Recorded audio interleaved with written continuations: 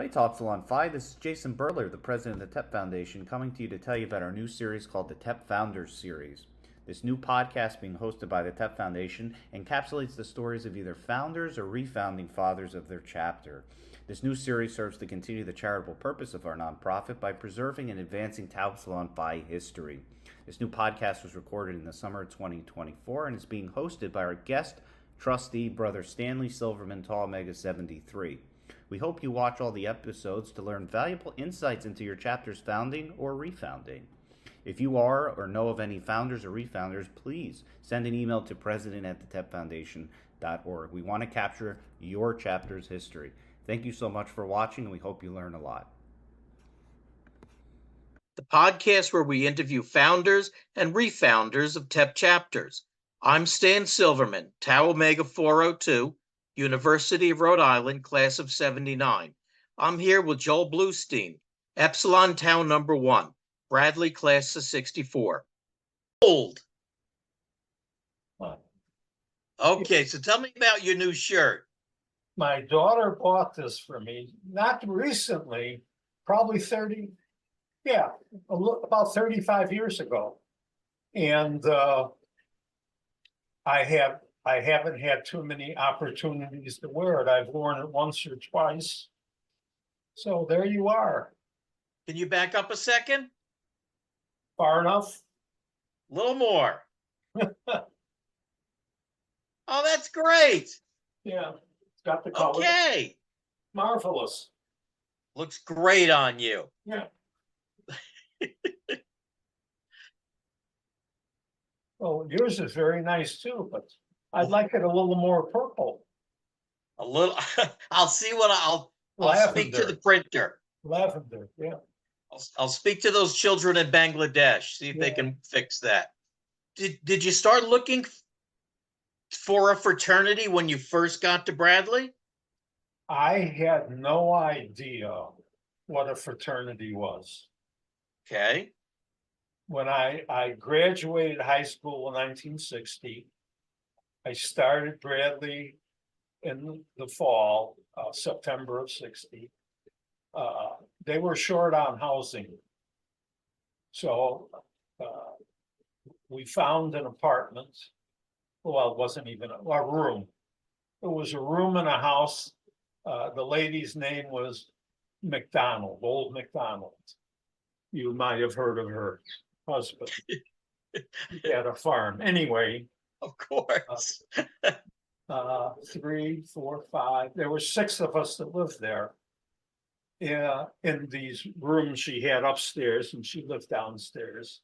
And it was about 6 blocks from campus. And I walked every morning to class, when I had class, over a cobblestone street. And met a few people. And one day, one of the guys that I had become friendly with came to me and he said, "We found a house that's right across the street from campus. And we can rent it." And when he told me the price, I was ecstatic because it was the same price that I had been paying this lady. And I'd get up in the morning, walk across the street, and I was doors away from whatever classes I had, because the business school was right there, right by the field house next to it. So it was very close. And near the end of the first semester, the guy that told me about it, he came to me and he said, "What do you think about starting a fraternity?" I said, "Oh, what's that?" I have no idea. He said, "Well, it's like a club in high school." I said, "Well, we didn't have clubs in our high school. You know, there was physics club and clubs like that." So I didn't know what he was talking about. And I said, "Okay." So got together. We had a meeting in one of the dorms. 5 or 6 guys were there. We met.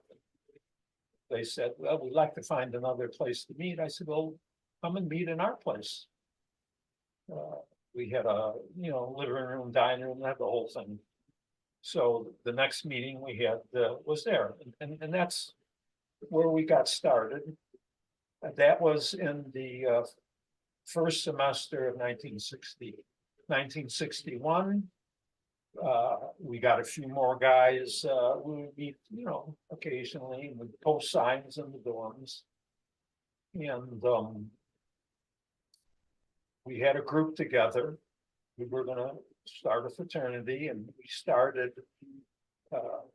Let me read you something. Okay. This will tell you. I didn't write this, but an old chap wrote this by the name of Sidney Sontag. I met him once or twice. Yeah, I have to. You know what? Let me put on these glasses. I don't want to miss anything. Well, these are Walgreens special. Okay. This institution, originally known as Bradley TEP, is located in the heart of Peoria on the great, I don't know where the plains are, the Great Plains of the Midwest. It offers degrees in engineering, sciences, liberal arts, business. It was founded in 1897. And throughout most of the history, this privately endowed institution attracted students from downstate region in Illinois. In the late 50s, however, there was a scarcity of college vacancies, and Bradley was discovered by Chicago and East Coast high school students. We had a lot of East Coasters, New York, Boston, etc. As a consequence, the composition of the student body changed, and primarily downstate Illinois students, turning into a larger proportion of Chicago and East Coast, big city boys and girls. From its earliest days, Bradley welcomed fraternities and sororities, and its administration had given somewhat, had given whatever assistance it could help them. They were very helpful. One of the reasons was the college was, or the university was booming, and they were short on housing. So what a great way to solve housing. You don't have to build anything. You help a fraternity get organized and get settled, and you've taken care of 20, 30, 40 people that you don't have to house. You don't have to feed. I could go on and on. Early in the spring semester of 1961, so this was the end of my freshman year, it says 6 students. Well, Sidney wasn't always right, but that's okay. It wasn't 6 students. How many was it?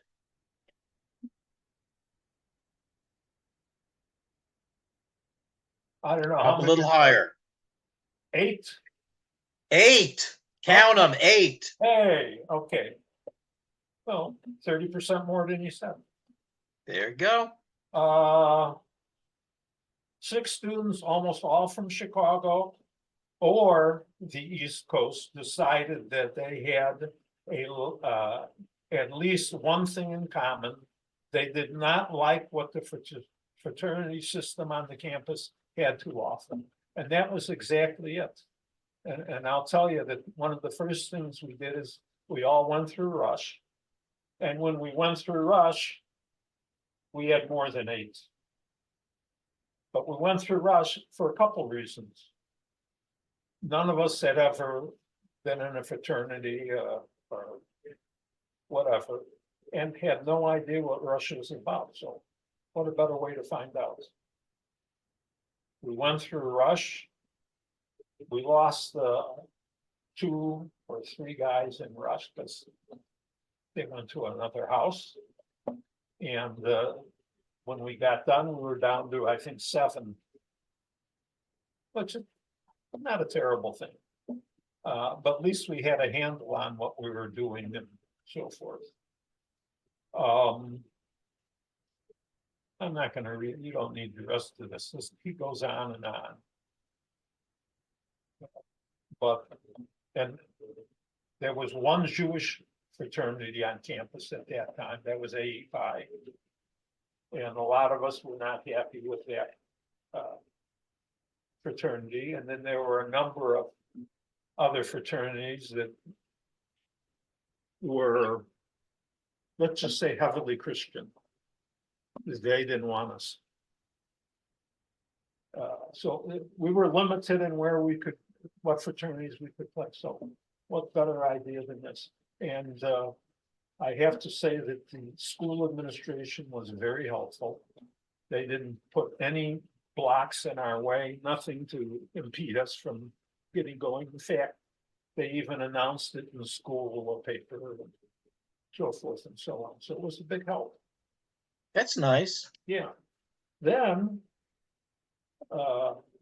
as I said, we interviewed a number of fraternities, and we wanted one that would accept all ethnic groups and so forth, religious groups.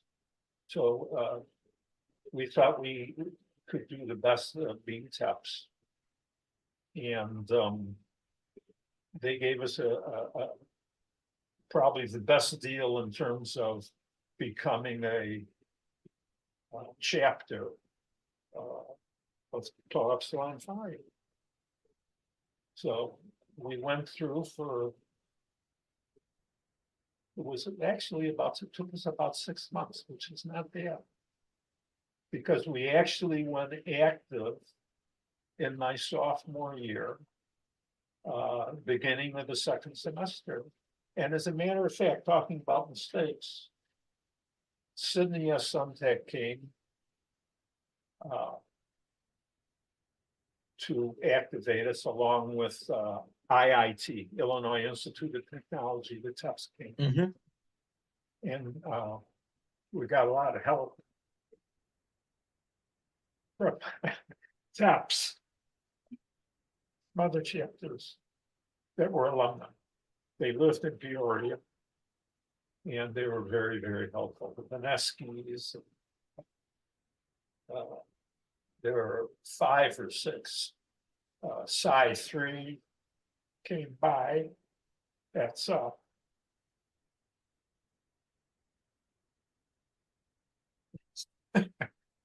Take your time. That's Illinois, University of Illinois. Mm-hmm. And he came in.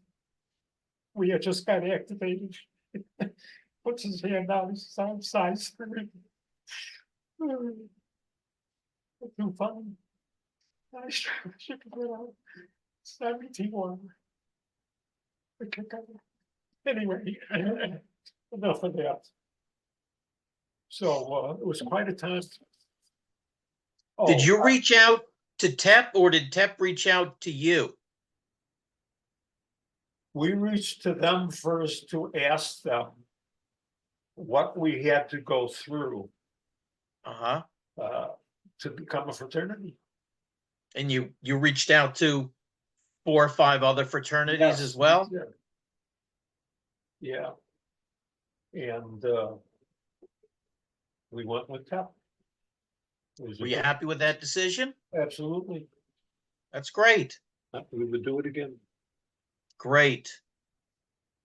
I'm sorry, you were on a roll and I interrupted you. I apologize. Well, Sydney presented us with charter after we were activated. We had a banquet. He gave us the charter. He said, Sydney, you got the wrong date on here. He said, well, I can take it back and send a new one. I said, no, we don't want you to take it back. We're going to keep it just the way it is. And a lot of the actives that I met in later years, they all thought the date was right because it was 2/2/62. So they liked that date. We kept it. It was actually 2/3/62. It was the 3rd. It wasn't the 2nd. He assumed we were going to be activated on the 2nd, but we couldn't because it was a big game that night. And we weren't gonna pass it up. Yeah. I don't know if you've ever heard of Love 22, but he's from Rhode Island, my chapter. Uh-huh. So my alumni are going to love this story. 22, yeah. 22. Yeah. Oh, that's a great story. I love that story. How did you become number one? Was it done alphabetically? You know what? There's a story behind that. Please Well, share. well, it's too good. We went to the 25th reunion, and we all got, I think we were all there except for one of the founders. And they said, well, how did you get the numbers? How did you pick your numbers? Because, you know, from after that, we went by pledge class. Whoever had the highest score on the test, they would get the first number. That's smart, I'm not. So at that time, I was the chancellor. George Schwartz was the vice chancellor, and so on. So they said, well, how did you guys get those numbers? I said, well, we had a meeting, and Jeff Weiner, who was one of the founders, he said, I know, let's do this alphabetically. Well, W, Weiner. I said, Jeff, this is the first, and I was the first one alphabetically. I said, this is the first time we've ever agreed. He says, yeah, except for one thing. I'm going to start from the end of the alphabet. George Schwartz, George says, that's not a bad idea. I'd be ET too. So then Norman Jacobs, who's a doctor now, said, we should do it by our academic grades. And everyone said, that's stupid. Then L. Goldgram said, well, let's do it by height then. And George Schwartz, who was the shortest, said, that's not a bad idea, but from the rear end. Of course. And then Dave Hoffman said, let's do it by weight. Well, he was like a Buddha. So that was out. Who did I miss? Oh, Bob Lisak. What did he say? He had another gem. And I don't remember what it was, but at any rate, one of the pledges who was going active with us at the time, Mark Sherlock, he said, why don't you just pull him out of a hat? Hey, genius. Pick your number out of a hat. So that's what we did. And Okay. So I had 2 shots alphabetically and being the chancellor. And I was the next to last to pick out of that hat. But the one was still in there. I just picked it. I didn't even look at it. Because whatever it was. But I got number 1. Okay. There you So, go. okay, so, all right, I wanted to ask you about being chancellor, but before we do that, Yeah. did you guys go through any sort of a pledge program?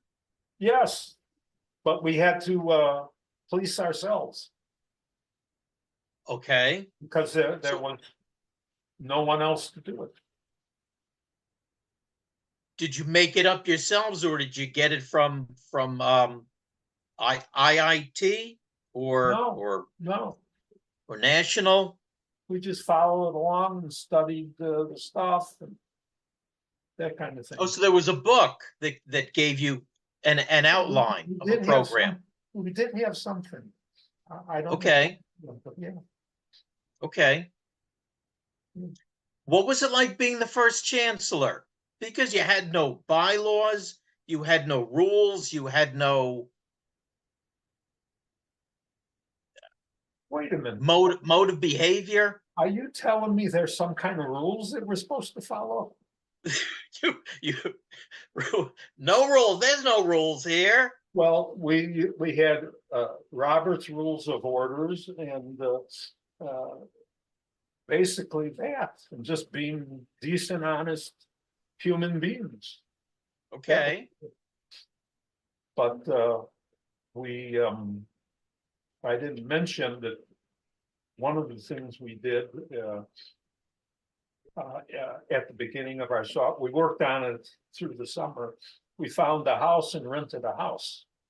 And then we had to do some work in the attic so that we could get beds up there and live. And we had to follow the rules of the university and the fire codes. We had to put in an escape out the attic roof and you name it, whatever. We had to put electricity in there because you couldn't close the windows. It was a code. You had to leave them open. So during the winter, being in the Midwest, so we had to get electricity put in there. We all had electric blankets. I think even one of the guys sleeping by the window one morning woke up with snow on his bed. But that's what it's like. So the landlord had no problem with you making these additions to their home? Well, in essence, it was an upgrade. Okay. It was a big upgrade. You guys had to get permits in those days in Chicago? In Peoria. Excuse me, how does it fly? Permits. Now you tell me. Oh my. You know what? I don't remember getting any permits. Okay. Okay. Did the other fraternities, since you were Jewish and you were new, did the other fraternities on campus accept you? Once we became a chapter, yes, they did. Okay. Okay, that's good. They did. And good. The side chapter, University of Illinois TEPS, got new beds. So we rented a trailer, we went down there, we took all their old beds so that we had beds in the attic. Okay. So they helped us with that. Okay. Cost us nothing but the rental and the gas. And then one of the let's see, Bernie was from Maine. He was a chapter in Maine. He was a TEP there, and we got furniture through him. He gave us a nice price. That's good. And he helped us with a lot of things. Did you have frequent conversations with Sydney? Or I don't know if there was a staff then or not. He, let's see, he was there maybe 3 or 4 times. In 4 years? Yeah. Or 3 years? He'd come actually, he hired an assistant who came, I think in my later on. But yeah, he'd make the round trip when he would go to University of Illinois, IIT, and to Indiana University, because we were all close by. Okay. Those were big chapters. How big did your chapter, how big were they when you graduated? I don't, oh, wait a minute. Oh, I don't have my book. Oh, wait a minute. I might have. I'm looking to see if I have some kind of picture here that would give me an idea. No, I've got my Bradley yearbook downstairs. 25 or 30, I would say. Oh, that's great. And the following years, they got even bigger. Oh, here's a picture here. I don't know what year this is. If I'm in here, I'll, yes. 1, 2, 3, 4, 5, 6, 7, 8, 9, 10, 11, 12, 13, 14, 15, 16, 17, 18.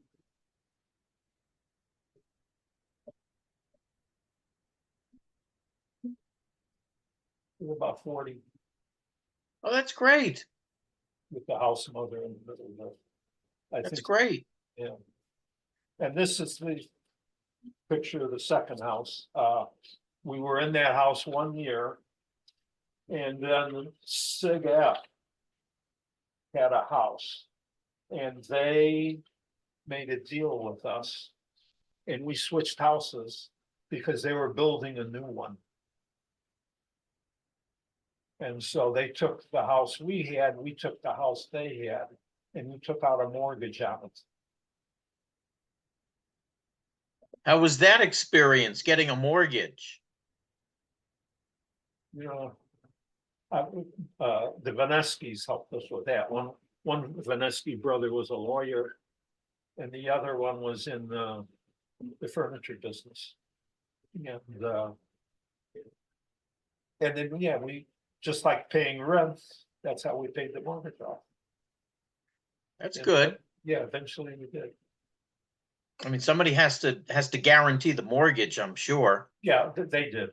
They Well, that was great. They knew that the worst that would happen was they would sell the house. Okay.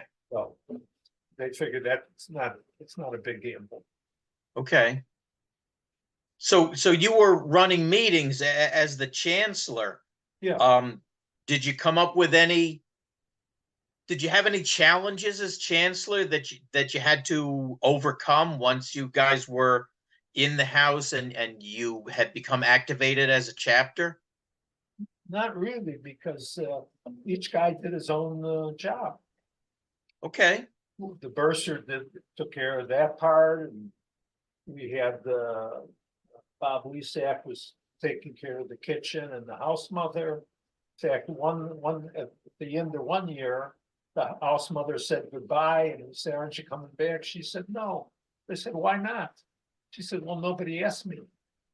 I said, "Bob, that was your job." "Oh, I forgot." Because back then you had to have a house mother. Those were the rules. But luckily we got another one, so. And then Okay. not long after that, they did away with house mothers, put a lot of women out of work. Yeah.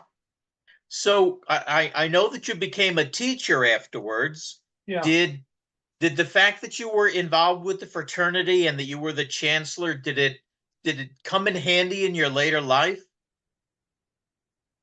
it's been handy my whole life, Okay. getting to know people and dealing with them in different circumstances. Oh, absolutely. Absolutely. That's great. You know, it's a great education when we go through college. If you know, if your mind is open and you're willing to learn things. Well, you really learn about people, to say the least, because you're dealing with them, not like high school, where, you can walk away from it. This is Right. Yeah. Yeah. You wake up in the morning and you're still stuck with them. Yeah. Okay. So when you left, did you feel that you had left the fraternity in good shape and in good hands? Absolutely, without a doubt. Yeah. In fact, I went back the following year, to visit a little bit, because I knew a lot of the guys still. And it was good to see them. They had done well. They were building the house, bigger numbers and doing more. And That's great. So you became a teacher in the city of Chicago schools. Yeah. And now you're retired, right? Yeah. You enjoy retirement? From the day I walked out the door. And I would Okay. never go back. Okay. The way things are now, yeah. Yeah, they're challenging. So you met your wife while you were working? You didn't meet her in college? Yes, I did. You met her in college? Yes, that's another story. Okay. Did you guys have dances and stuff, and you could bring your date to? No, yes and no. School dances, Okay. anyone. Fraternity socials, whatever sorority you were having a social with. That's who was there. Just that.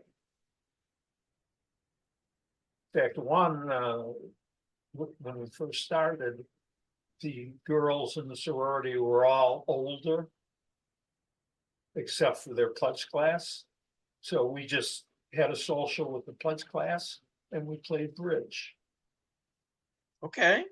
Kind of interesting. Okay.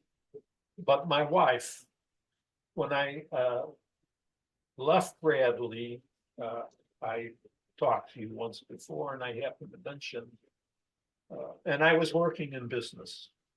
And I got a letter one day from the draft board, as I told you. It said, what are you doing? And I read in the paper, teachers are exempt. So I wrote back, I'm teaching. And I'm done. A couple of weeks later, I get another letter, prove it. So I went down to the Board of Education, and at that time, there was such a shortage of teachers that they would hire me. They didn't care. But became a provisional. The deal was I had to take courses toward becoming certified as a teacher while I was teaching. And so I enrolled at Northeastern Illinois University,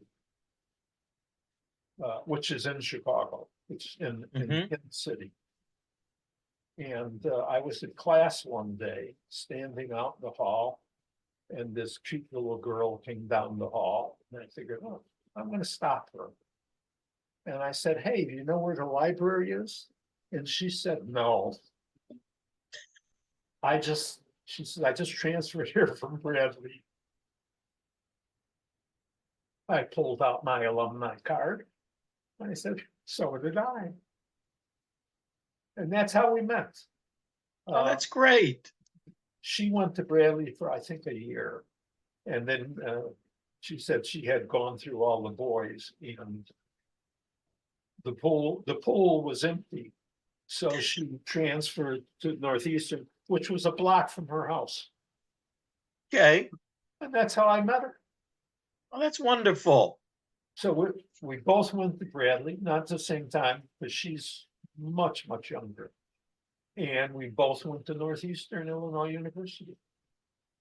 I got my master's there, and she got her undergraduate with honors. That's great. That's great. It's been 80 years of teaching between us. It felt like 70 for me and 10 for her.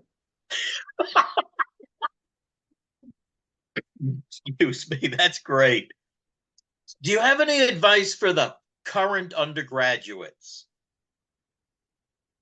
At Bradley or all over? Okay, excuse my ignorance. Is there still a chapter at Bradley? No. Okay. So what about any of the other? Why don't we talk about that first? What happened to the chapter at Bradley? I don't know if you want this on tape, but if you go back, and I don't even remember their names, but I was part of the lawsuit of the family that took over the TEP organization. And from Jersey. Yes, they were from Jersey. Yeah. Anyway, so we sued them. We turned the house over to TEP years ago because it was free and clear. So TEP actually owned the house, and this guy didn't pay the taxes on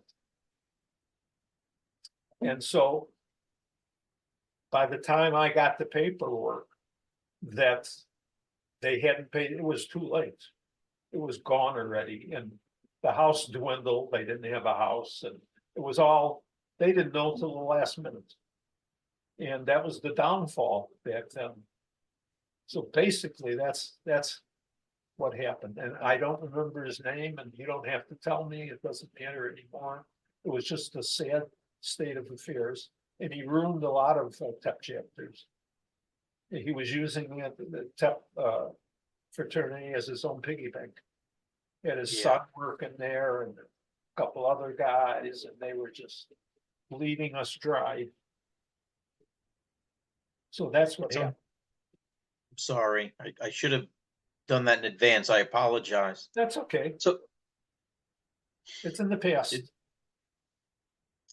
So what about the chapters that we still have? Do you have any words of wisdom to share with them? Well, I'll tell you one thing, as you know, being an alumni, it's the best years of your life. You don't have to do anything but study. Yep. Just show up for class and get your work done. Yeah, absolutely. You don't have to pay taxes. You don't have to do anything. Until you think you're You think you're busy though. Yeah, you think it's very challenging, and then especially if you're a member of a fraternity and you're the social chairman, so you have to book a social with a sorority, or we're having a homecoming dance and you have to book something at a hotel, or you're the bursar and you have to balance the checkbook. So it is more complicated as a member of a fraternity, but then you have the reward side that comes in. Absolutely. Yeah. And the life experience that you gain. Without a doubt. And the people that you are friendly with for the rest of your life. Absolutely. Yeah. Yes. Is there anything else that we haven't touched on that you would like to discuss or share? Well, I don't know. I kind of looked at some of the questions you sent me, but I don't remember it all. I could take a peek, but you must have a list there. I have a list here. Yes, I do. I think we've covered everything. No, it was a wonderful, I know personally, joining the fraternity was the best, was one of the best things I ever did. Yeah. And you're right about the friendships that have gone on for 40, 50 years. And when I look back at that, the Bridge Builder poem, the first time I read it, yeah, I kind of get it, but now you really get it. That you build, and that's what you do with a family. Or anything else in life. Why are you doing it? Well, that's fine. To the people that come after you. Yes. Well, I thank you very much for your time. It's been a pleasure. It's been fun. Thank you. And maybe we'll meet again somewhere, sometime. Okay, I've been to Chicago.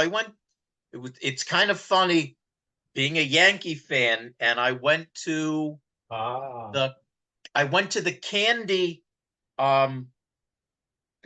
show, the sweets and candy show at the McCormick. Yeah, McCormick place, yes. So I was done early. Samples. Lots of nice samples. Yes. So I went to Wrigley Field for a game. This was I'm guessing it was before they broke the curse. Yeah. So I'm at a game, and I go to the box office, and he says, "Where do you want to sit?" I said, "I don't know. Here's like," I think I gave him $35. I said, "Give me the best tickets I can get for $35. He hands me the tickets. I go in. I forgot to reset my watch. Not only am I an hour early, I'm 2 hours early. So now they're giving a special It's a hot dog and a beer for, I don't know, like $3. I get it. It's May and I'm freezing. Oh, yeah, So could be. I eat it, I drink the beer, I go back to the gift shop and I buy a sweatshirt. I Okay. come back, I sit down. Now other people are starting to sit down, and this guy is with his kid at the end of the aisle, and he says, "Hey, I don't mean to be a pain in the neck, but I think you're sitting in my seats." I said, "Well, here's my ticket." And he says, "Your seats are up there. I'm like 5 rows from home plate for $35. Those tickets at Yankee Stadium at the time were $150 or $250. Even 10 or 15 years ago, they were $150. So, but it was a beautiful stadium. I really enjoyed It the is atmosphere. the green and the vines and um yesterday the Mets, Cubs played the Mets yesterday, playing today, but you're a Yankee fan. The hot dogs were $1 a piece. They sold over 70,000 hot dogs. Wow. Well, people were buying them and taking them home for $1. The buns cost $1. Pretty close. I'll never understand why they give you like 7 or 11 hot dogs and then 12 buns, and it just doesn't match. Then you have to buy more. That's There you go. So it never matches. yeah.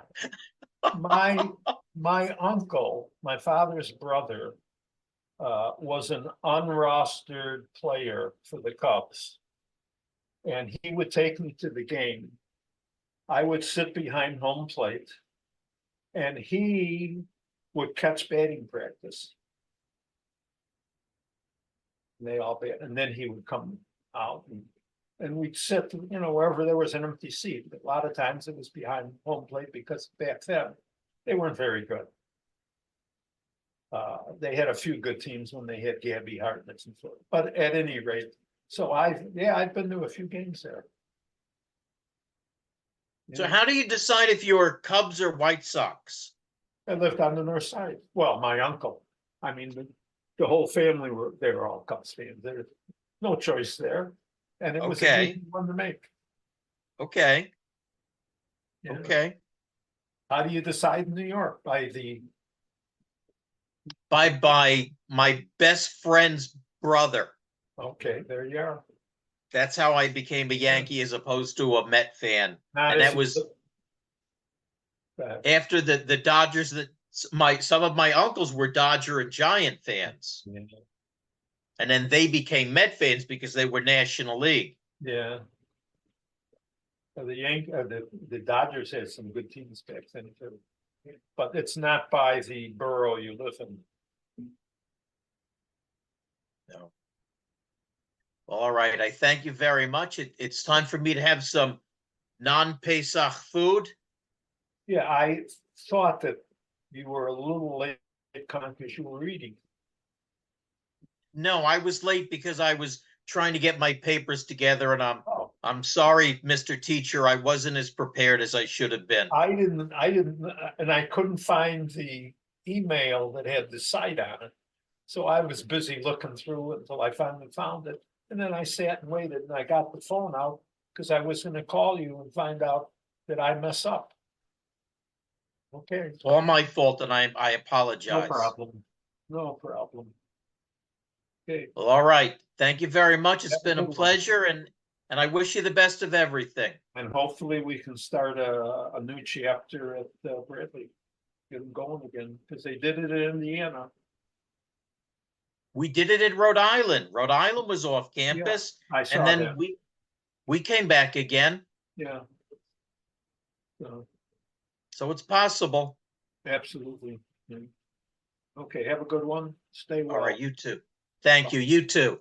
Good night. Good night.